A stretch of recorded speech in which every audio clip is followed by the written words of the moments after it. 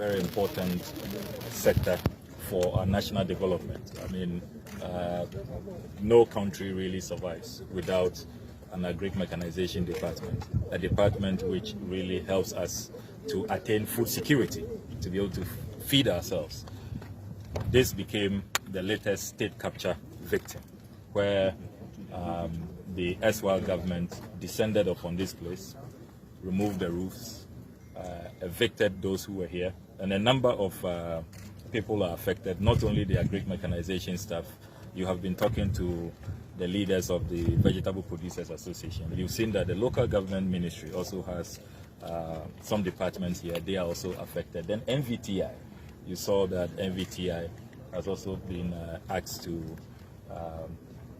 relocate. They have had their roofs, portions have been removed. And we keep hearing the name Clement Jato, and that is the same person who the Ministry of Lands and Natural Resources has been engaging to carry out the so-called redevelopment. And we must emphasize that as members of Parliament, at no time did the government come to Parliament for approval. If you read the Land Use and Spatial Planning Act, Act 925, it's very clear that to do rezoning, you need parliamentary approval. This land was originally acquired for Agric mechanization and for an aerodrome, if you read the history of this land. So who took that decision to rezone without parliamentary approval? And even before the rezoning will be concluded, they have shared large portions amongst themselves. And you have seen some of the names that have popped up so far, politically exposed persons. That is why we take the view that moving forward as a country, we must have legislation that will prohibit political appointees, politically exposed persons from buying state assets, because it is the insatiable greed, the desire to own these state assets by people who we have entrusted them into their hands to protect them for all of us. It is that greed that drives them to want to do dubious rezoning to amass all of these assets for themselves. That is what has brought this country to where it is now. So now here we are, Agric mechanization. People are stranded. They don't know where to go to. You listen to the NVTI guys, they don't know where to go to. And look at the valuable assets, combined harvesters, irrigation equipment. You have seen archives. That is what even, traumatizes us.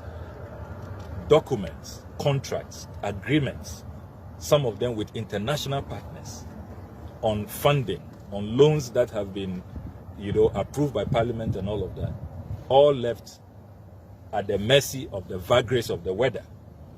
That is not acceptable. And so we have brought you here to see for yourselves.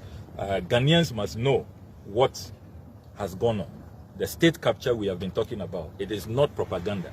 It's not a figment of anybody's imagination. It is real.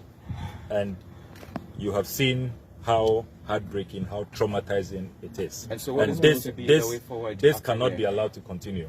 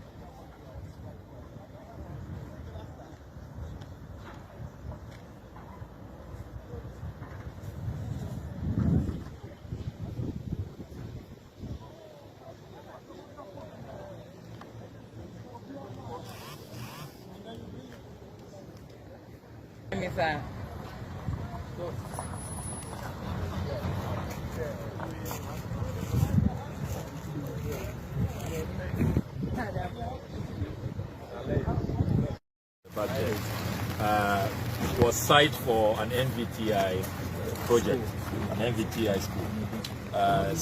Sword was cut and all of that about 3 years ago.